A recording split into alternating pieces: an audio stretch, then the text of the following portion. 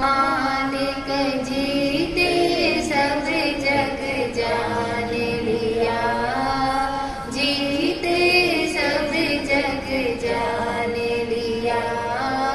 सब जीवों को मोक्ष मार्ग का निष्प्रिय उपदेश दिया, निष्प्रिय उपदेश दिया।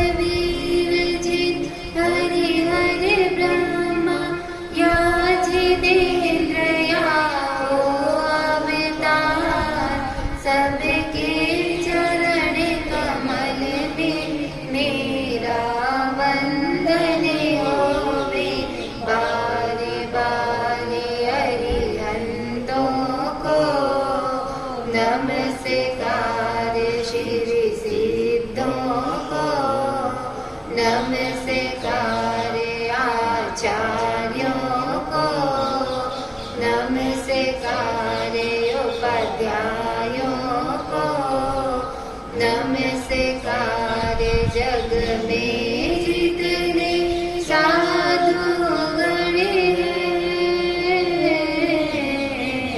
जग में साधु गण हैं, मैं सबको बंदो बारी बारी अरिहंतों को, नमस्कार श्री सिद्धों को,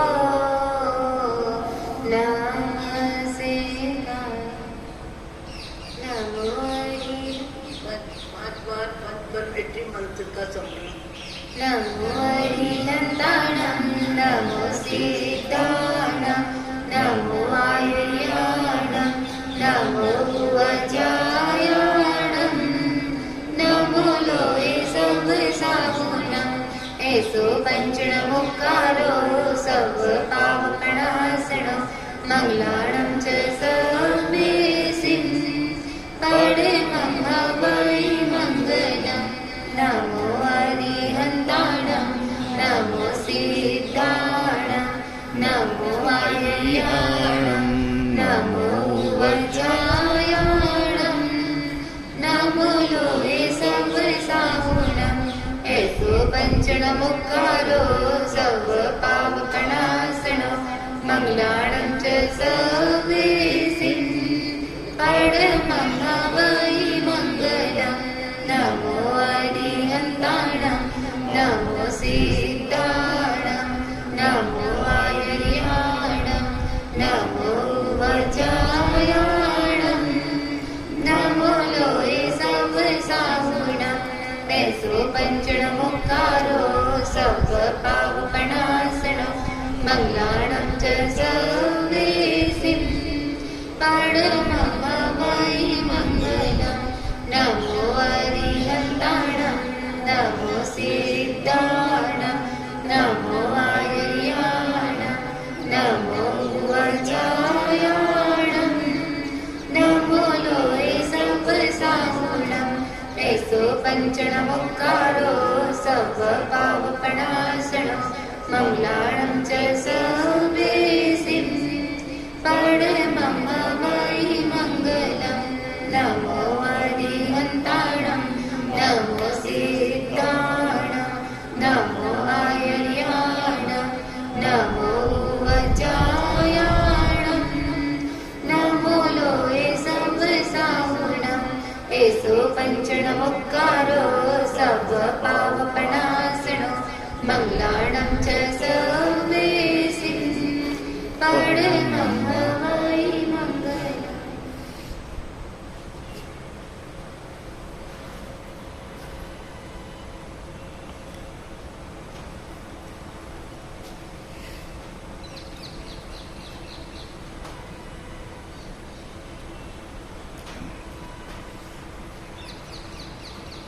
सिद्धानम बुद्धानम पारगयानम परम पर गयानम लोक मोह गयानम नमो सया सब सिद्धानम इक्को भी नमस्कारो जिनवर वस्त्र हस्त बद्ध मानस संसार सागरो तारे नरम नारी अहो अहो श्री सदगुरु करुणा सिंधु अपार आपा मर पर प्रभु करो अहो अहो उपकार अनंत शुद्ध आत्माओं को नमस्कार। शुद्ध आत्मा स्वरूप प्राप्ति का लक्ष्य जिनका बन चुका प्रयत्नशील उन सभी साधकों को नमन नमन नमन। प्रभु परमात्मा देवादिदेव भगवान महावीर स्वामी के शासन में राजस्थान की धरती कोटा शहर दानबाड़ी दादाबाड़ी परिसर में आप लोग सब सम्मिलित हैं। चातुर्मास के 2 मास पूरे हुए, तीसरा मास चालू हो रहा है। आए दिन अपने ही चेतन चिदानंद को जागृत करने के लिए लगभग हम उनके जीवन सुनते हैं जो कैसे अपने जीवन को ऊपर उठाते हैं और कैसे दूसरों की से प्रेरणा लेते हैं और जीवन में हल्के विचार, क्रोध के विचार, लोभ के विचार, ईर्ष्या के विचार, खाने पीने के विचार, ये सामान्य विचार तो विचारों में बने रहते हैं। पूरी जिंदगी भर विचार बने रहते हैं।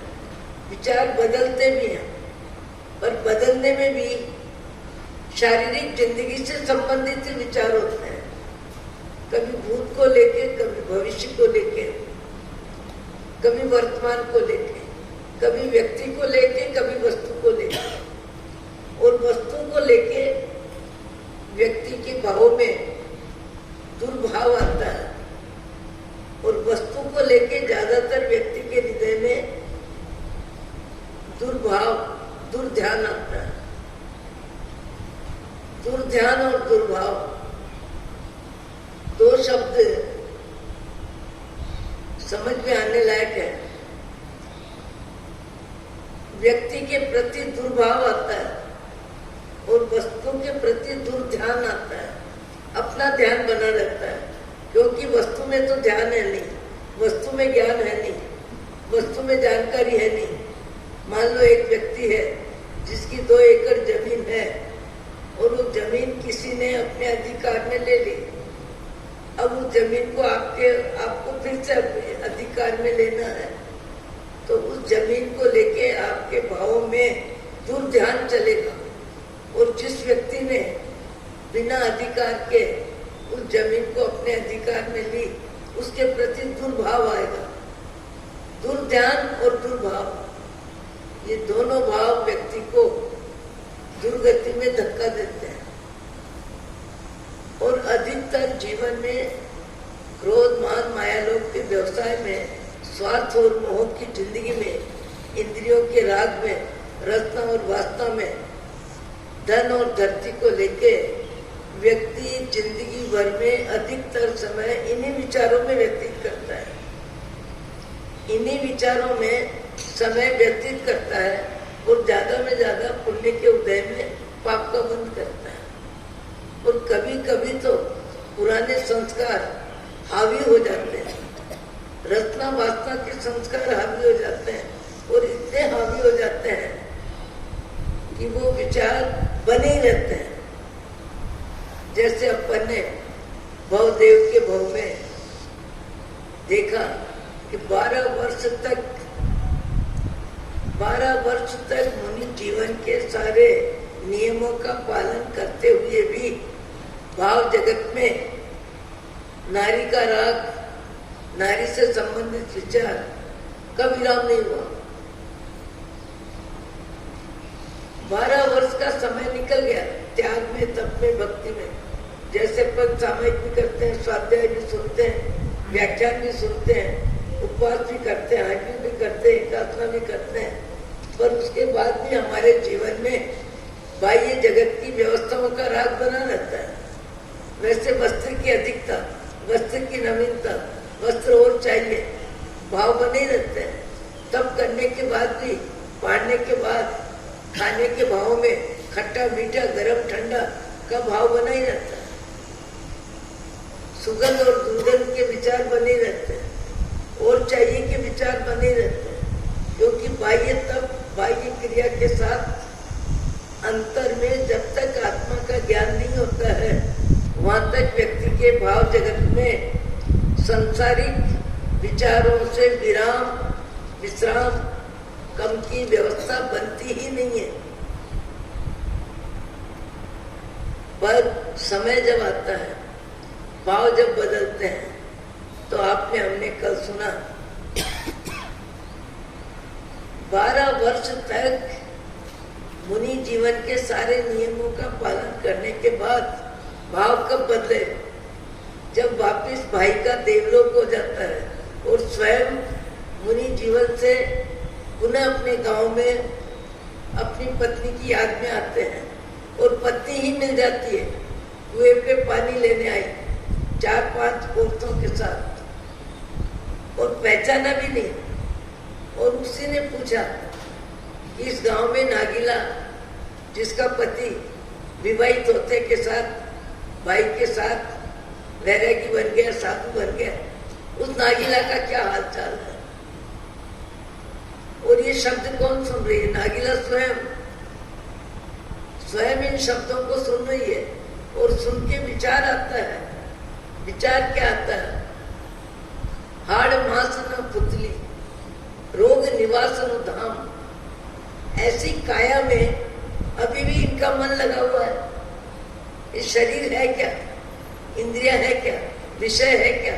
ये सब संसारिक रत्ना वासना की वृत्ति है, और मुझे इनके त्याग के शब्द, तप के शब्द, मुनि जीवन ग्रहण कर लिया, ऐसी जानकारी मिली। उसके बाद मेरे भावों को बदलने में सद्गुरु की कृपा हुई, स्वाध्याय की कृपा हुई, परमात्मा की भक्ति से मेरे भाव बदल गए। और मेरे भाव कितने बदल गए? जगत के जीवों के प्रति भाई और बाप के भाव रह गए। जगत के जीवों के प्रति मेरे भाव जगत में सारे संसार के पुरुष भाई और बाप, ये भाव बन गए। और सांसारिक जीवन का प्रारंभ हुआ, और प्रारंभ में ही निमित्त ऐसा बना तो वो सारे भाव मेरे ओम शांति हो गए। कैसा भाव जगत होगा? कैसी निर्मल आत्मा होगी, कितनी ऊंची आत्मा होगी कि विषय कषाय के विचारों से इतना जल्दी विराम ले लिया, विराम मिल गया। निमित्त जो भी मिला, निमित्त मुनि को भी मिला, और निमित्त नागीला को भी मिला। नागीला घर में है, और भवदेव जंगल में मुनि जीवन जी रहे हैं। उनके जैसे भाव बनने चाहिए थे, वैसे भाव नागीला के बन गए। और नागीला का निमित्त मिलते के साथ, नागीला का उपदेश सुनने के साथ शब्दों का असर, शब्दों में वैराग्य है, शब्दों में त्याग है, शब्दों में रत्ना वासना विराम है। ऐसी नागीला के शब्द सुनने के साथ मुनि जीवन में जीने वाले भवदेव को भाव जगत बदलने का भाव आ गया। कहो, ये कहां और मैं कहां? ये कहां और मैं कहां? ये घर में रह कर के भी वन का जीवन जी रही है, और मैं वन में रह के भी भावों में, संसार के विचारों में जीवन जी रहा हूं।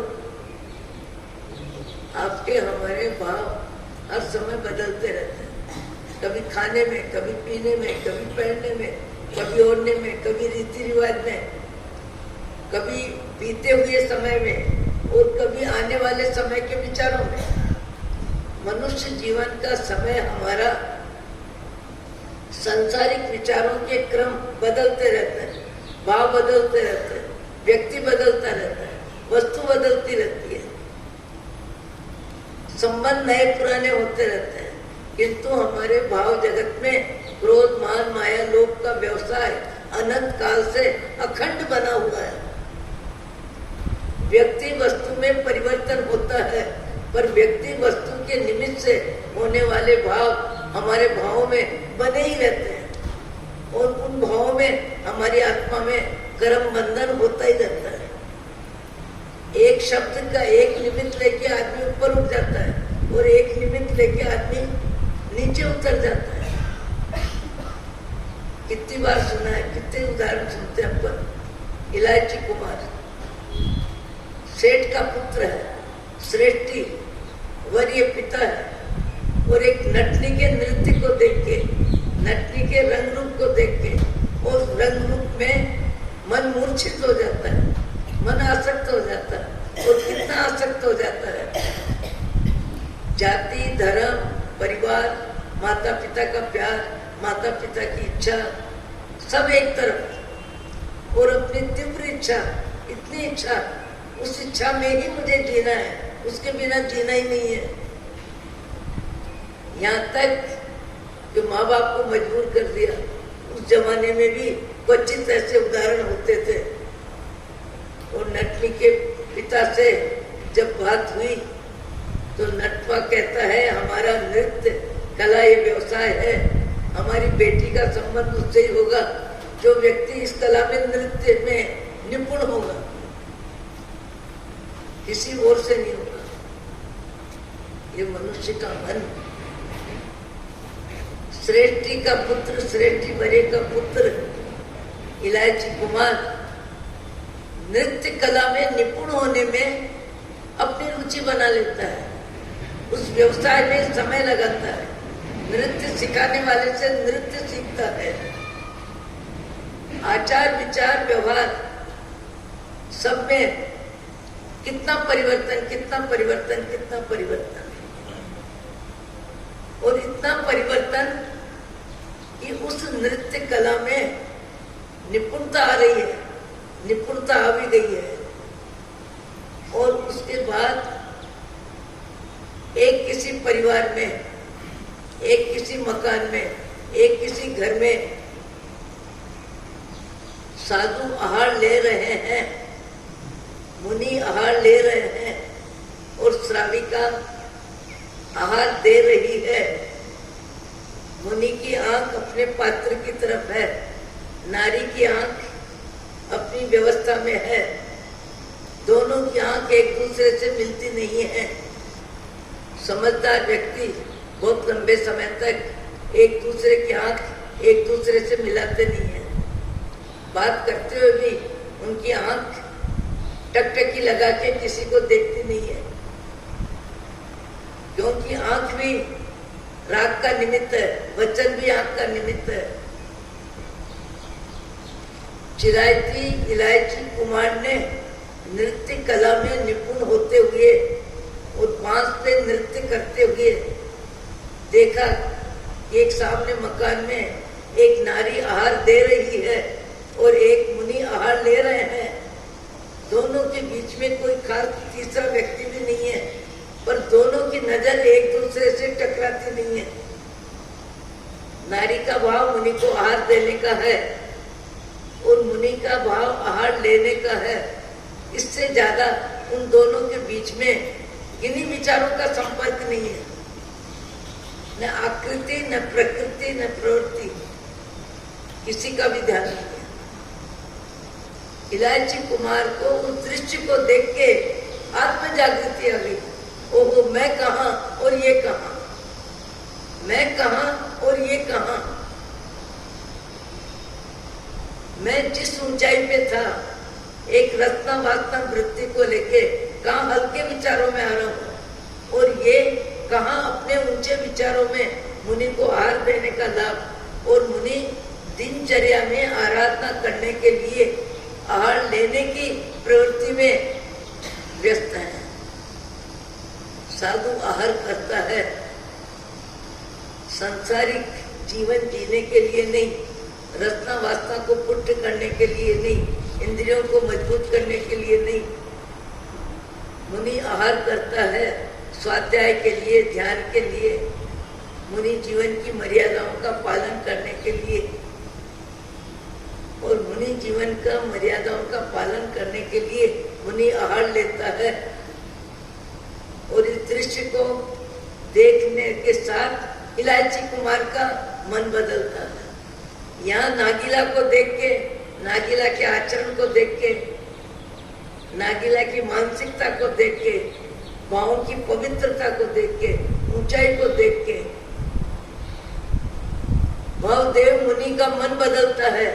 और मन बदला तो इतना बदला, इतना मन बदला कि पूरी मानसिकता को आराधना में लगाते हैं, स्वाध्याय में लगाते हैं, ध्यान में लगाते हैं, अपने शरीर का राग भी छोड़ते हैं, इंद्रियों के राग को खत्म करते हैं, रचना वासना वृत्ति को विराम विराम विराम।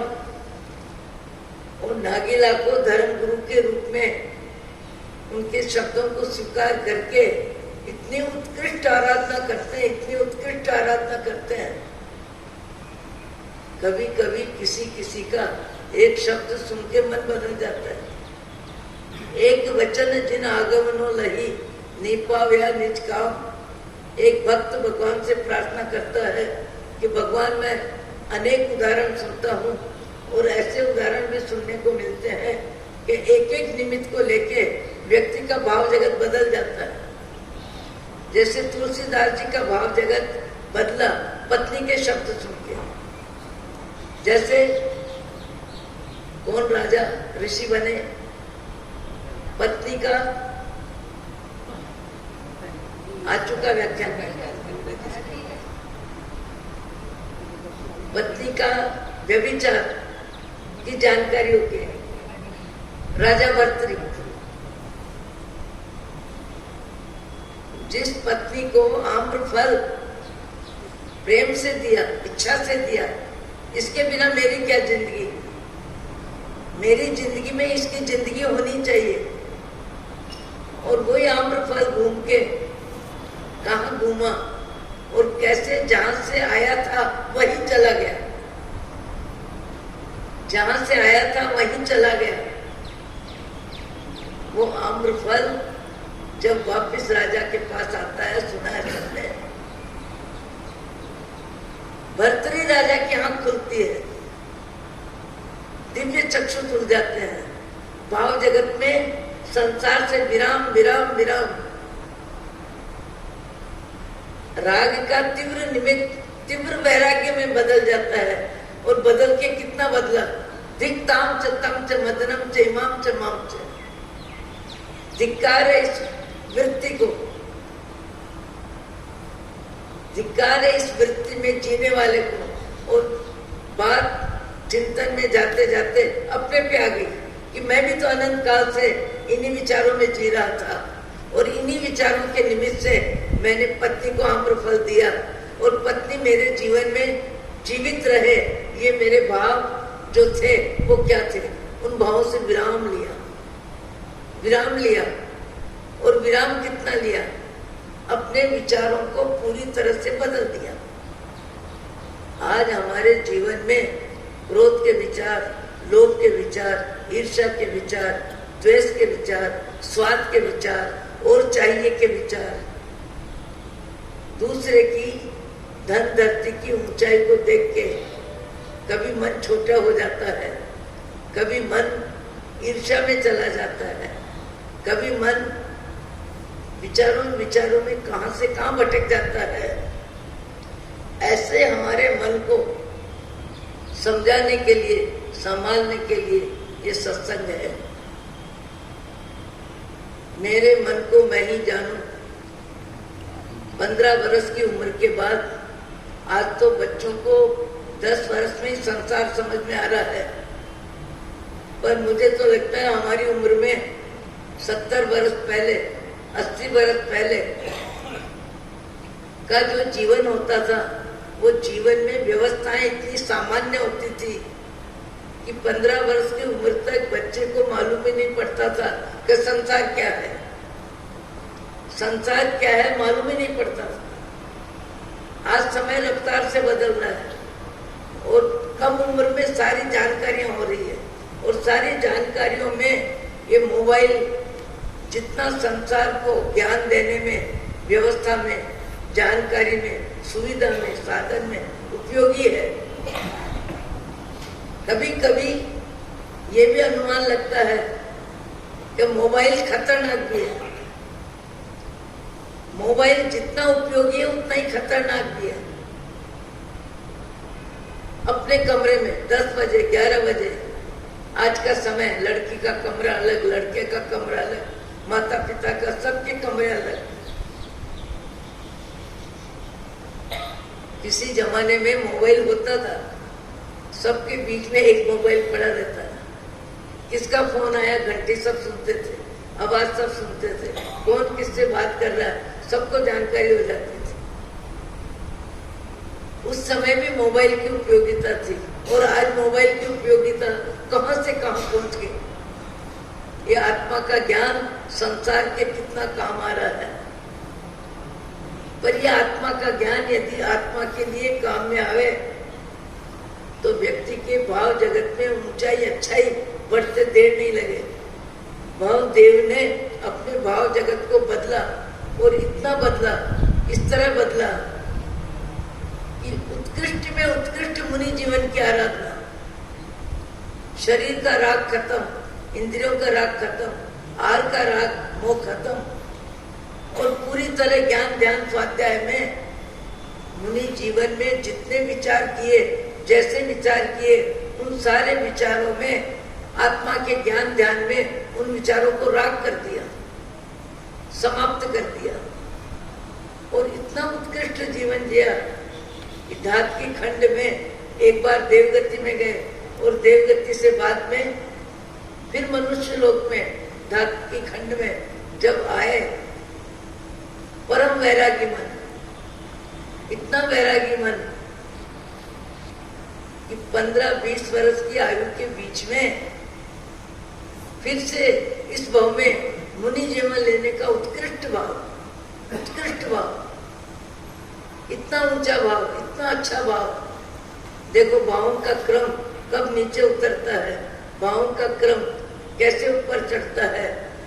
आपके हमारे जीवन में भाव जगत को अपन नहीं जाने ऐसी बात नहीं है। हमारा भाव जगत हम ठीक से जानते हैं। हर वस्तु को लेके, हर व्यक्ति के व्यवहार को लेके हमारा भाव जगत बदलता ही रहता है।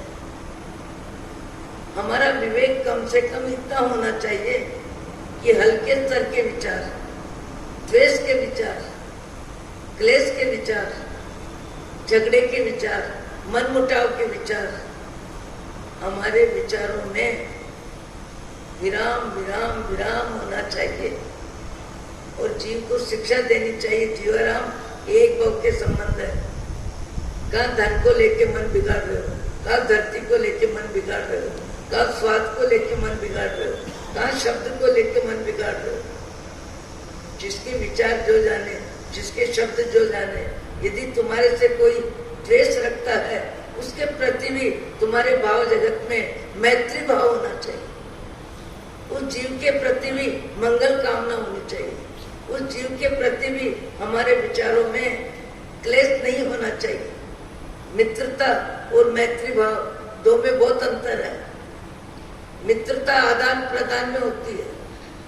मित्रता आने जाने, खाने पीने, बोलने, बैठने, उठने में एक दूसरे के विचार जितने मिलते हैं, एक दूसरे के विचारों में जितना समझौता रहता है, एक दूसरे के विचारों को कोई काट नहीं करता है, ईर्ष्या नहीं करता है, द्वेष नहीं करता है, वहां विचारों में सामंजस्य होता है। और जहाँ विचारों में सामंजस्य होता है, वहां व्यक्ति कहता हमारे में मित्रता है, और मित्रता है वहां व्यक्ति की प्रसन्नता रहती है। बोलने में, मिलने में, खाने में, पीने में, सब में प्रसन्नता रहती है। वो मित्रता कुछ जीवों से होती है, कुछ समय के लिए होती है। कई बचपन के मित्र होते हैं, कई जवानी में मित्र होते हैं, और कई वृद्धावस्था में मित्र होते हैं। और मित्रता टिकती भी है, और मित्रता बदलती भी है। और राग कभी कभी द्वेष में भी चला जाता है, और द्वेष कभी राग में भी आ जाता है। आप हम सब परिचित हैं इन भावों से। इन भावों को विराम देने के लिए सत्संग है। मैंने बहुत पहले कहा है कि धन और धरती दो निमित्त को लेके व्यक्ति के भाव ज्यादा में ज्यादा बिगड़ते हैं। धन और धरती, ये ज्यादा में ज्यादा विभाजन जब होता है, बंटवारा जब होता है, एक दूसरे की पैसे की, अर्थव्यवस्था की सीमा जब अलग होती है, रहन सहन जब अलग होता है, मकान जब अलग होता है, सामान जब अलग होता है, नए पुराने सामान को लेकर भी राग द्वेष आ जाता है।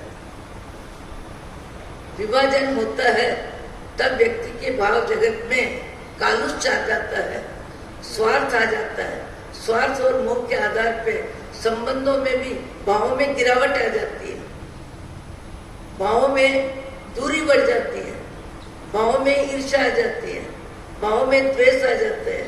कभी कभी कहीं कहीं तो धन धरती के निमित्त को लेके मित्रता यानी संबंध भी इतने खत्म हो जाते हैं, इतने खत्म हो जाते हैं कि परस्पर मिले तो मुस्कुराहट भी नहीं, बात भी नहीं, एक दूसरे से अनबन में। ऐसा भाव यदि हमारे भाव जगत में है तो हमको अपने भावों को संभालना चाहिए, अपने भावों को बदलना चाहिए और अपने भावों को समझाना चाहिए कि जीवाराम किन भावों में जा रहे हो, किस वृत्ति में जा रहे हो, किस व्यक्ति के प्रति द्वेष कर रहे हो, किस निमित्त को लेके द्वेष कर रहे हो। जो निमित्त है तुमको यहीं मिली है, वो धरती, वो मकान बाप दादा का यहीं मिला है और यहीं छूटेगा,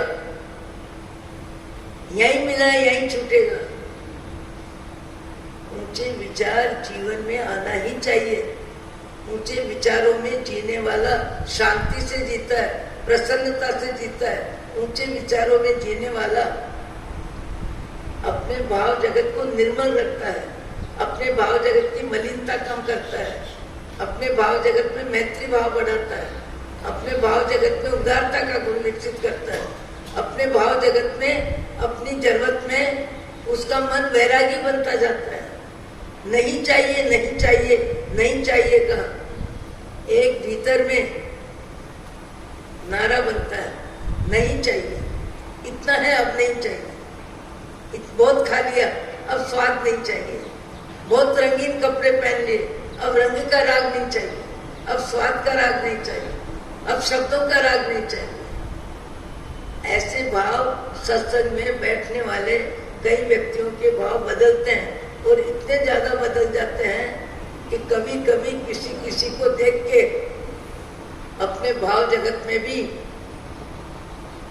राग कम होता है, वैराग्य का भाव आता है। एक आज इस समय में दादा गुरुदेव के भक्त वो बड़ी पूजा ही कर रहे होंगे,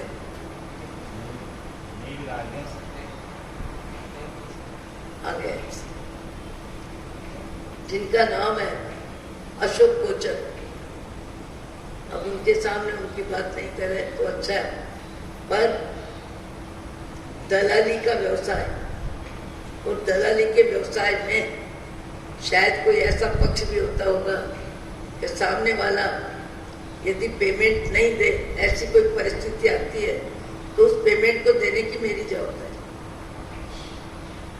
कोरोना में ऐसा ही समय आया और अच्छे भले प्रसिद्ध दलाल के सामने प्रश्न आ गया कि जिन्होंने भी पैसा लिया है और जिनका लिया है और बीच में दिलाने में दलाली का तुम्हारा व्यवसाय है, तुम्हारी विचारधारा है कि जब कोई लेने वाला नहीं देगा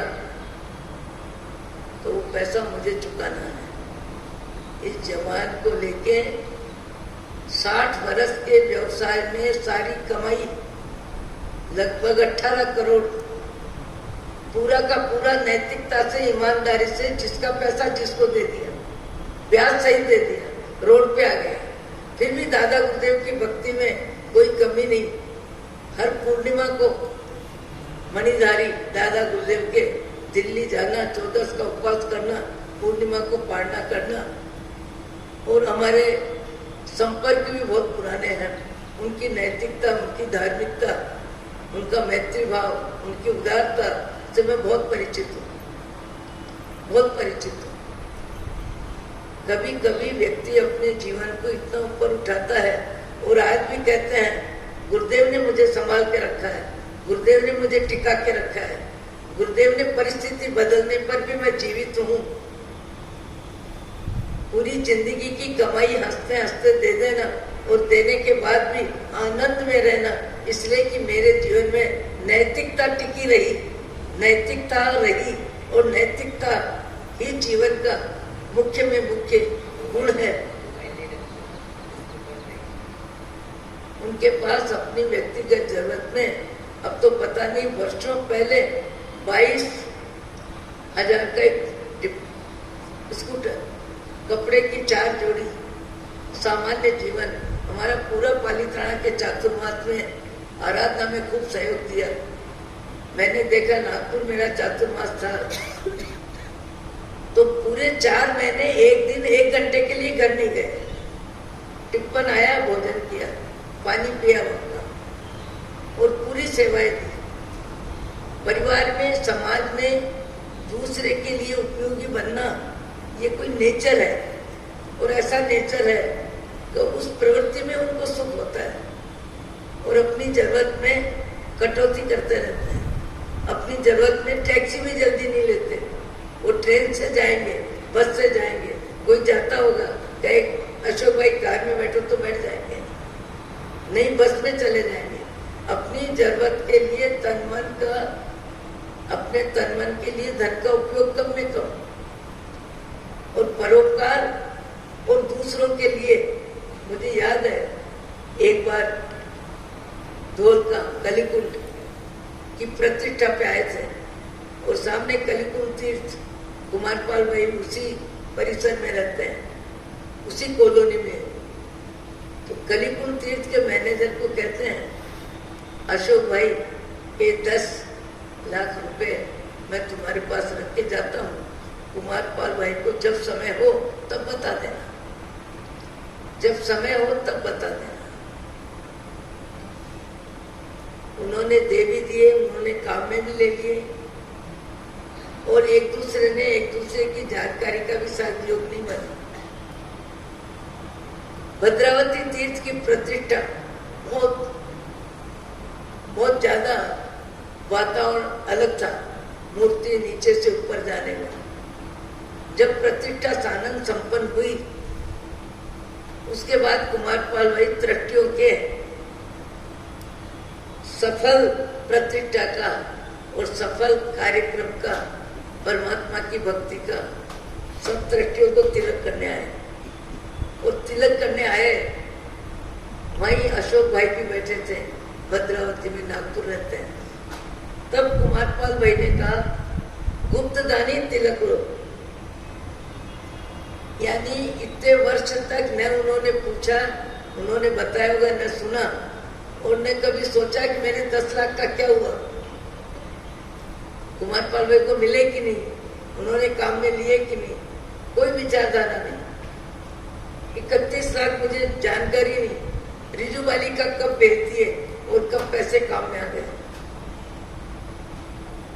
पर शायद 5-7 वर्ष हुए होंगे और भद्रावती तीर्थ की प्रतिष्ठा का जब मौका आया और कुमारपाल भाई ने सब तृटियों के तिलक किया, क्योंकि उस प्रतिष्ठा में कुमारपाल भाई की भी मुख्य भूमिका थी।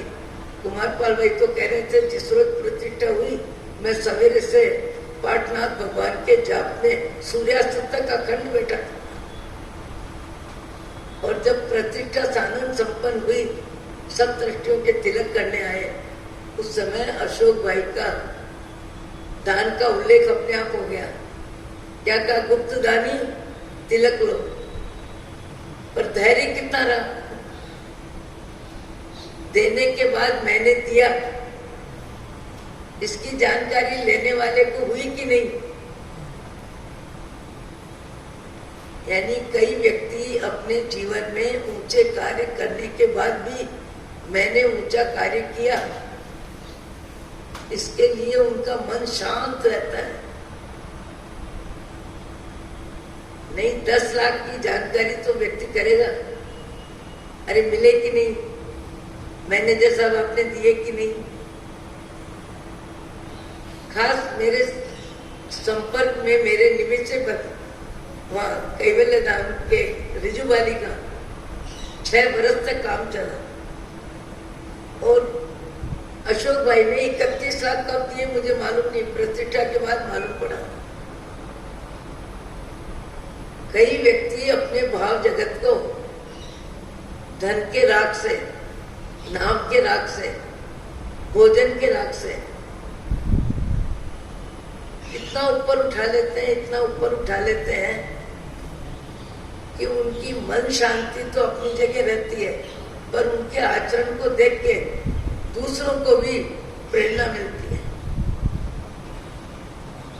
जैसे ही हमारे भावदेव उत्कृष्ट आराधना के बाद देवगति और देवगति से धातकी खंड में एक नगर में जन्म लेते हैं। जन्म के 15 वर्ष के बाद ही वैराग्य के संस्कार, अतीत की साधना के संस्कार इतने ज्यादा तो उनके भाव जगत में रचना वासना की वृत्ति का नामो निशान नहीं, बिल्कुल भी भाव जगत नहीं। और मुनि जीवन ग्रहण करने का पूरा भाव जगत कि मुझे मुनि बनना है, मुझे मुनि बनना है। पर जहां जन्म लिया वहां इकलौते बेटे, वो सेठ सेठानी, राजा रानी किसी भी मूल्य पर बेटे को दीक्षा की आज्ञा देने के लिए सर्वथा मना। और इनका संकल्प हो चुका, भाव से मुनि बन चुके। व्याख्यान से आते समय ही स्वस्ति आचार्य महाराज का इस भाव में व्याख्यान सुना, कल और अच्छे से बताएंगे। व्याख्यान सुना और वैरागी बन के आ गए, भाव से संयम लेके आ गए। द्रव्य से माता पिता की आज्ञा के बाद विधिवत संयम लेना ही बाकी था। माता पिता कहते हैं किसी भी मूल्य पे आज्ञा नहीं मिलेगी। यहाँ शिव कुमार कहते हैं कि मैं मुनि बने बिना आहार नहीं लूंगा। देखो भाव जगत कहाँ था। नागीला विवाहित पत्नी को छोड़ के 12 वर्ष मुनि जीवन में सांसारिक विचारों में रहे और फिर सांसारिक विचारों का विराम, उसमें नागीला की आवाज काम करी और फिर उत्कृष्ट में उत्कृष्ट जीवन जिया। सारे विचार राख हो गए, सारे विचार समाप्त हो गए और देवगति से फिर मनुष्य लोक में धातकी खंड में आए और जहां आए वहां राज्य परिवार में जन्म हो।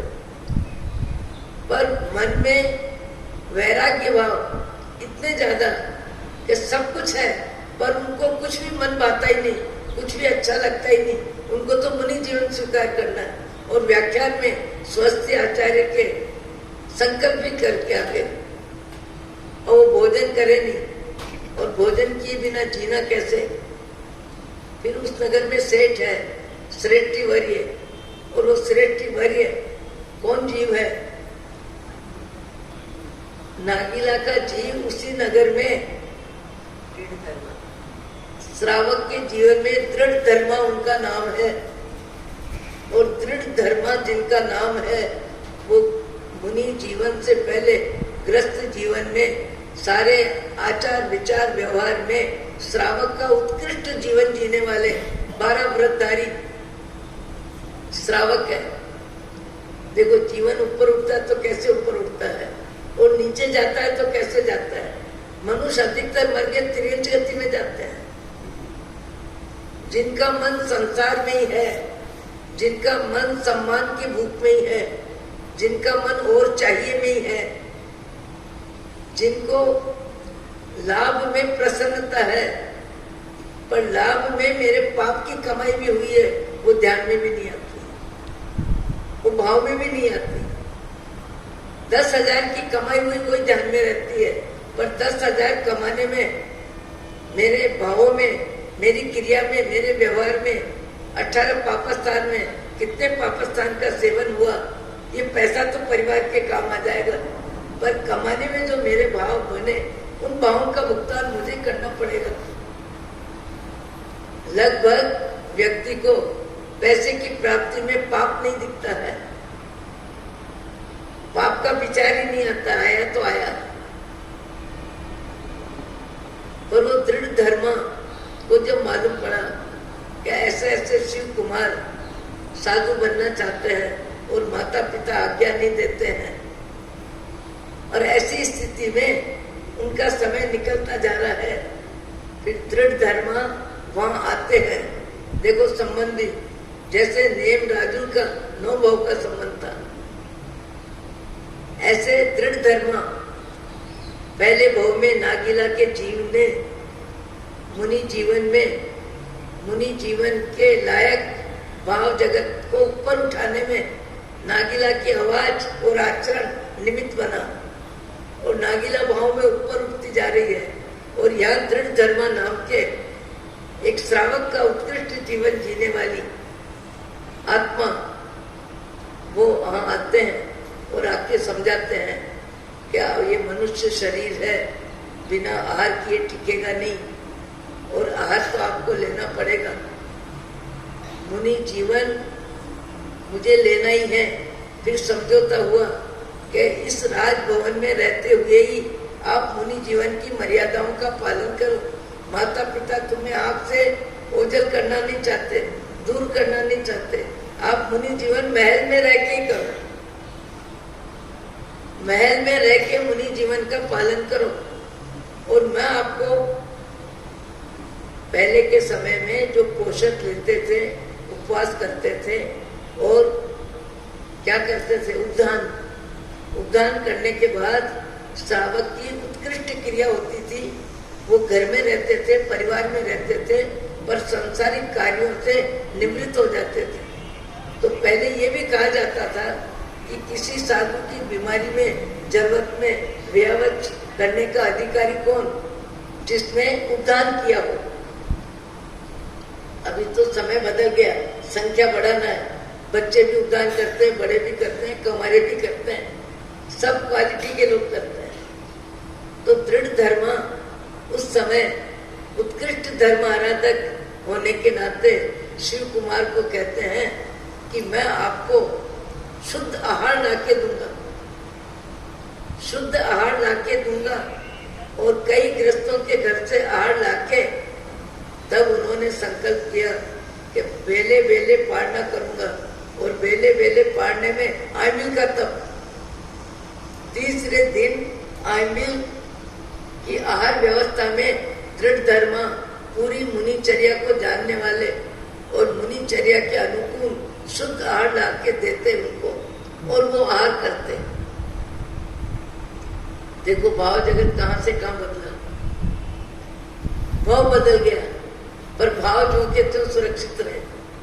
हल्के भाव कैसे समाप्त हुए और ऊंचे भाव कैसे टिके रहे, भाव बदलने के बाद भी टिके रहे, देवगति में भी टिके रहे, और फिर राज्य परिवार में आने के बाद भी राज्य परिवार का माहौल, सुख सुविधा का माहौल, ऐसा आराम का माहौल, अपार संपत्ति का योग, सब कुछ होने पर भी उनके भाव जगत में क्रोध, लोभ, मान, माया का भाव रेशा जितना भी नहीं।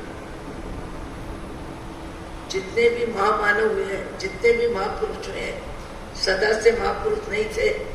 आपके हमारी तरह ही कभी वो भी इंसान के रूप में रहे और फिर इंसान के रूप में अपनी साधना बढ़ाई, तब सिद्ध हुए। एक उदाहरण नहीं, अनेक उदाहरण है, अनेक उदाहरण है। श्रीमद राजचंद्र को बचपन में एक प्रश्न उठता था कि मृत्यु क्या होती है, मृत्यु क्या होती है, मृत्यु क्या होती है। और पहले छोटे बच्चों को माँ बाप पड़ोस में भेज देते थे। उनको लगता था बच्चे भयभीत हो जाएंगे, घबरा जाएंगे, कहीं इनको कोई बात माथे में आ जाएगी। आजकल तो बच्चे बहुत होशियार होते हैं। तो श्रीमद राजचंद्र को बालक में जब 7 वर्ष के वो थे, तब पड़ोस में एक कोई व्यक्ति बाबा के रूप में जिनकी मौत हो गई, और वो उनके घर जाते थे। वो कहने लगे क्या मर गए, बा साहब मर गए, यानी क्या मर गया, मौत क्या होती है, मौत कैसी होती है, मौत क्यों आती है। उनको पड़ोस के घर में भेज दिया। श्रीमद राजचंद्र भाई कहते हैं, राजचंद्र भाई, कि मैं पीछे के रास्ते से किसी को जानकारी दिए बिना शमशान भूमि में उसी जगह पहुंच गया जहां बाबा को ले जाया गया, और लकड़ियों की व्यवस्था जमाई और बाबा के शरीर को रखा गया और अग्नि से जलाया गया। मैंने सारा दृश्य देखा और कहा किसी पेड़ पे चढ़ के बैठ गया, अनजान होके पीछे के रास्ते से जाके। और उस समय मेरा चिंतन चला तो मुझे 700 भाव की जन्म मरण की जिंदगी की यात्रा का ज्ञान हुआ। और तब से मुझे आत्मज्ञान हुआ। और आत्मज्ञान के बाद श्रीमद् राजचंद भाई बहुत ज्यादा परमात्मा के मार्ग में उत्कृष्ट आराधक हुए। आज भी आकाश जाने वाले सैकड़ों व्यक्ति आराधना करते हैं, श्रीमद् का साहित्य भी पढ़ते हैं, हम लोग भी पढ़ते हैं। हम लोगों को भी तकलीफ नहीं है, चाहे वो नरसिंह मेहता का हो, चाहे तुलसी जी का हो, चाहे सूरदास जी का हो, चाहे श्रीमद् का हो। आज सवेरे ही एक भाई के साथ हम पढ़ रहे थे, अपूर अवसर है वो क्यारे आपसे क्यारे थईशु भाई अंतर निर्ग्रंथ सर्व संबंधनु बंधन तीक्षण छेदिने विचरशु कब महत्व पुरुष ने पंथ। अपूर अवसर 22 दाता का एक काव्य है और उसमें आत्मा की आराधना, आत्मा से परमात्मा बनने तक का सारा विषय कविता के रूप में पूरा दिया हुआ है। सामायिक में बैठ के कई व्यक्ति आज भी उसका विचार करते हैं, चिंतन करते हैं। सर्व भाव थी औदासीन्य वृत्ति करी, सर्व भाव थी औदासीन्य वृत्ति करी, मात्र देहते संयम हेतु हो जो अन्य कारणे अन्य कशु कल्पे नहीं, देहे पण किंचित मूर्छा न हो जो। ऐसा अपूर्व अवसर एक काव्य है कि मेरे जीवन में ऐसा अपूर्व अवसर कब आएगा। श्रावक भावना बाता है, मेरे जीवन में परमात्मा की उत्कृष्ट भक्ति कब आएगी, मेरे जीवन में त्याग कब आएगा, मेरे जीवन में तप कब आएगा, मेरे जीवन में क्रोध का अभाव कब होगा, मेरे जीवन में मैत्री भाव का विस्तार कब होगा। सब में देखूं श्री भगवान, सब में देखूं श्री भगवान। आज भी कई व्यक्ति इस बात का चिंतन करते हैं, इस बात का अभ्यास करते हैं कि मैंने किसी का भला किया है तो मुझे याद न रहे, और किसी ने मेरा नुकसान किया है, मेरे पे क्रोध किया है, मेरे साथ द्वेष किया है, मेरे साथ पैसे का नुकसान किया है, संबंधों में कटु व्यवहार बोला है, जो भी किया। आज भी कुछ एक व्यक्ति ऐसे हैं अपने जीवन में किसी का एक गिलास पानी भी पिलाया उसको भूलते नहीं है, और अपने जीवन में किसने क्या नुकसान किया उसको याद रखते नहीं है, याद रखते ही नहीं है। कहते हैं उसके भाव हो जाने, उसके भाव हो जाने, उसके भावों के हल्केपन को देख के मैं अपने भाव को बिगाड़ू। हम लगभग भाव दूसरों के लिए बिगाड़ते हैं, दूसरों के लिए ही भाव बिगाड़ते हैं, और दूसरों की गलतियों को देखने में हमारा दिल दिमाग बहुत सजग रहता है, बहुत सजग रहता है।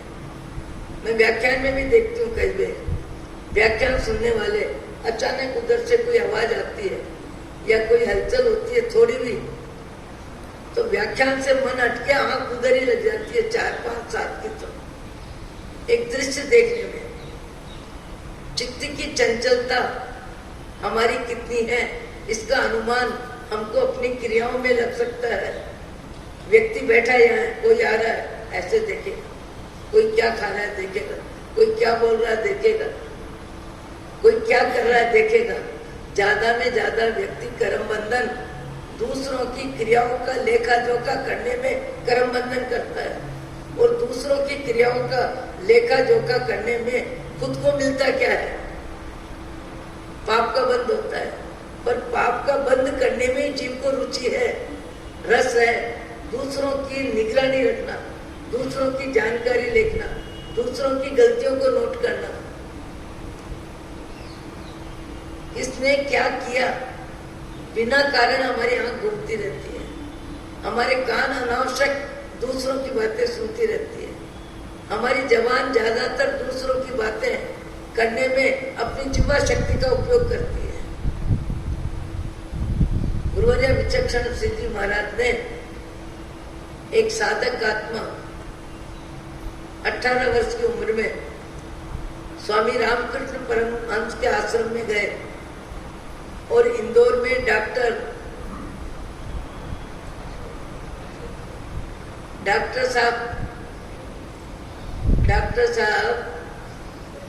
टीबी के स्पेशलिस्ट थे, नाम याद है अभी नहीं आ रहा। टीबी के स्पेशलिस्ट डॉक्टर, उनका एकमात्र बेटा राजकुमार जैसा हाइट, बॉडी, सुंदरता, कोमलता सब, और उनको मन लग गया रामकृष्ण परमहंस आश्रम में। और विचक्षण सिंह जी महाराज का चातुर्मास सन 70 का रायपुर हुआ।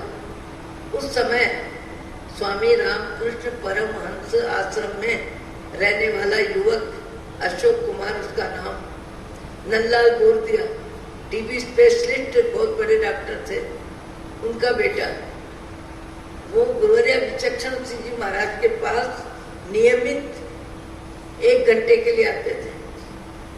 पर विचक्षण सिंह जी महाराज ने कभी नहीं कहा कि तुम स्वामी रामकृष्ण परमहंस आश्रम में क्यों, और प्रेम से, आत्मीयता से 1 घंटा उनको स्वाध्याय कराते थे। 16-18 वर्ष की उम्र थी।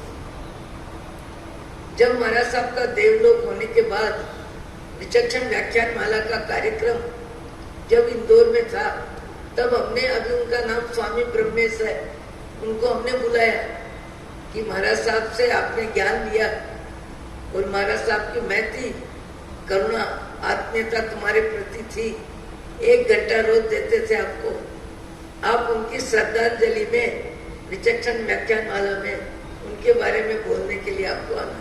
वो आए और उन्होंने बोला, और बोलने के बाद क्या कहा कि और सारा उपदेश तो मुझे उनका समझ में आया, पर सबसे ज्यादा उन्होंने मुझे 2 शब्द बोले कि अशोक भैया, तुमको अंतर्दृष्टि के साधक बनना है, आत्मा से परमात्मा के मार्ग में लगना है, तो कल्पना और जल्पना कम में कम करना, कल्पना और जल्पना कम में कम करना, कम में कम बोलना, कम में कम सोचना, सोचना और बोलना दोनों कार्य तुम कम में कम करना। बोले मेरे जीवन में वो 2 शब्द मंत्र है, और विचक्षण सिंह जी महाराज के उपकार का मैं हर प्रातःकाल स्मरण करता हूँ। योग संयोग से उनके पिताजी का भी देहांत हुए 4 दिन हुए थे, नंदलाल गोरदिया का। उनकी पत्नी हीराबाई गोरदिया अकेली थी, परिवार के सब व्यक्ति आ गए कि आप भले विचक्षण सिंह जी महाराज की श्रद्धांजलि में व्याख्यान माला में आए, पर आपको मालूम तो पड़ गया कि आपके पिताश्री नहीं रहे, इसलिए माता के पास चलो। हम भी गए, वो भी गए, सब गए। सबने कहा अब आपकी जवाबदारी है कि माँ को संभालना है। उन्होंने कहा माँ को संभालने की जवाबदारी मेरी मना नहीं है, मैं बनारस अभी हूँ, बनारस ले जाने के बाद इनकी सारी व्यवस्था होगी, एकदम अच्छी व्यवस्था होगी। पर आप चाहो कि मैं पिताजी के जाने के बाद इनका बंगला, इनका फर्नीचर, इनके व्यवसाय की इनकम संभाल के माँ की सेवा करूं। मेरा जीवन ईंट चूने पत्थर को संभालने के लिए नहीं है, मेरा जीवन धन और धरती को संभालने के लिए नहीं है। मेरा जीवन अपनी आत्मा को 4 गति 84 रात से मुक्त करने का मेरा मार्ग है। इस मार्ग को पकड़ने के बाद अब स्वाभाविक के बड़े डॉक्टर थे, अच्छे एरिया में बंगला होना, फर्नीचर होना मामूली बात थी। उनका जवाब क्या था, आत्मा का जब प्रेम आ जाता है तब व्यक्ति का भाव जगत अलग ही हो जाता है। कि ईंट चूने पत्थर को संभालने के लिए, ईंट चूने पत्थर के लिए तो कितने राग द्वेष होते हैं, कितना तेरा मेरा होता है। अशोक भाई के शब्द हम भी वहीं खड़े थे, ईंट चूना पत्थर को संभालने के लिए मेरा मनुष्य भाव नहीं है, मेरा मनुष्य भाव अपनी आत्मा की शुद्धि के लिए है। माँ की सेवा के लिए मेरी मना नहीं है, माँ की सेवा होगी, नौकरानी रहेगी, सब होगा, पर इनको बनारस चलना पड़ेगा। इनके मकान को और इनके धन को और इनके परिग्रह को, इनके सामान को संभालने के लिए मैं यहाँ रहूं, ये मेरे लिए संभव नहीं है। आज भी ऐसे व्यक्ति कहीं कहीं कभी कभी ऐसे मिलते हैं जिनका जीवन देख के लगता है कि सही में ये भगवान के मार्ग में, भगवान बनने के पुरुषार्थ में इतने ज्यादा उत्साही है। अहो अहो सद्गुरु करुणा सिंधु अपार, आपामर पल प्रभु कर्यो, अहो अहो प्रकार जे स्वरूप समझा बिना, आयो दुख अनंत समझाव्यो ते पद नमो। श्री सद्गुरु भगवान परम पुरुष प्रभु सद्गुरु, परम ज्ञान सुख धाम, जेहने आप्यो बाननी, तेहने सदा प्रणाम। देह छता जेहनी दशा, वर्ते देहाती ते